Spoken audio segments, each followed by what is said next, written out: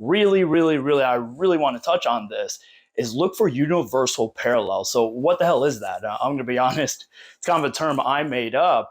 But back in my early 20s, when I was reading a lot of books, I was reading a lot of books on like psychology, spirituality, sociology, which is like culture and society. And I found like some very, very interesting things. Spirituality and psychology, they very often talk about the same concepts just by using their own language and their own vehicles to explain those concepts, like being present, for example, being in a flow state is described in psychology as a social high and in spirituality as letting go.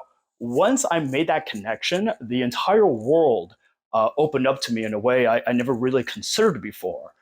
Shout out to Jordan Peterson. Through him, I studied various old religions and figure out the why of everything. Once I made that connection, I can never unsee it. And then once I saw that, I re-examined old religions and why they had the rule sets that they have.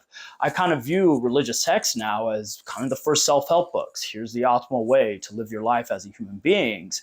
So if you take that into account, if you take all the major religions, all the major schools of thought, and you line them up next to each other, and you find the similar lines of code in between all of these things and why those lines of code are there, I tend to take them as universal truths, right? Think about it this way. Think of your brain as a computer program in itself, right? Let's say Buddhism is an internet program, okay? Its source code is human life is suffering. Life is all about finding your own identity and moving through the world with love. Here we have Christianity, right? Which the main thesis you could argue is to move through the world with love so you can gain access to heaven, right? You want to live a heavenly life on earth before you gain access to heaven. The parallel between these two is moving through the world with love, right? So if you do that, but you do that with ideologies and different schools of thought and individuals as well, line up people's worldviews against each other, find the common threads, and take those with you as you continue building. And it's really, really exciting once you see these different invisible parallels, right? Like God, your highest self, the universe, being a conduit for something greater. These are all the same thing.